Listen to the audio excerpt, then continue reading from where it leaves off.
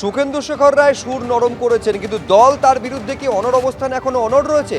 এই প্রশ্নটা উঠছে, তার কারণ কুণাল ঘোষ তিনি বলছেন যে নিজের ভুল বুঝতে পেরে নেত্রীর সঙ্গে যোগাযোগ করেছেন সুখেন্দু শেখর রায়, কিন্তু দল তার অবস্থানে এখনো অনড়। সুখেন্দু শেখর রায় আরজিকর ইস্যুতে তার মতো একজন সিনিয়র নেতা যেভাবে রিয়্যাক্ট করেছেন এবং যে যে পদক্ষেপ নিয়েছেন সেগুলো অনভিপ্রেত ছিল।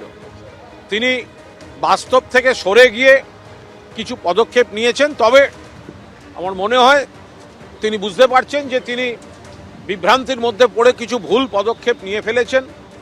তিনি কিছুদিন আগে যোগাযোগ করেছিলেন, আমি বলেছি তাকে এইটুকু পরামর্শ দিয়েছি, তাকে আমি পুরনো দিন থেকে চিনি, সিনিয়র নেতা।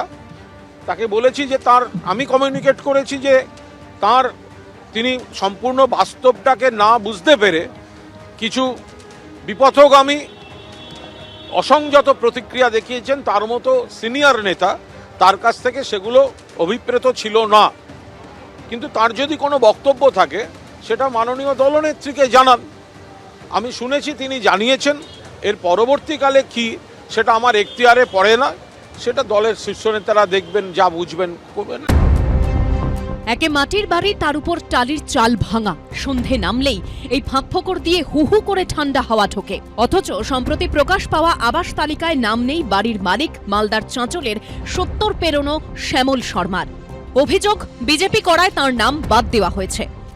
আমি বিজেপি করি বলে আমার নাম বারবার করে বাদ দেওয়া হচ্ছে। এখন তো তৃণমূল সরকার, আজ 10-15 বছর হতে চললো সরকার, কোনো ভুক্কেবি করে না। কয়েকবার বাড়ির আবাসন যোজনার নাম তালিকা থাকা সত্ত্বেও বারবার করে নাম কাটছে আমার। কেন কাটছে?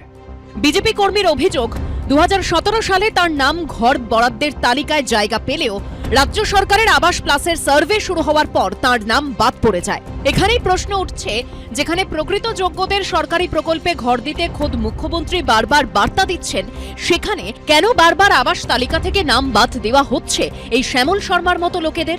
বিরোধীদের প্রশ্ন, তবে কি উপভোক্তাদের রাজনৈতিক পরিচয়ই ঠিক করে দেবে যে তাঁরা সরকারি প্রকল্পের ঘর পাবেন কি পাবেন না?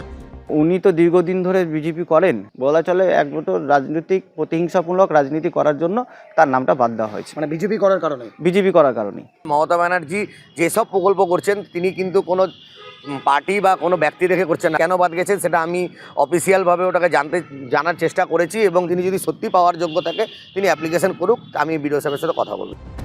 অসুস্থ শরীরে এখনো মাথার ওপর পাকা ছাদের স্বপ্ন দেখছেন চাঁচলের 80 বৃদ্ধ। রাজনৈতিক আকচি পেরিয়ে শেষ পর্যন্ত কি মিলবে সমাধান সূত্র? জবাব দেবে সময়। করুণাময় সিংহর রিপোর্ট, এবিপি আনন্দ, মালদা।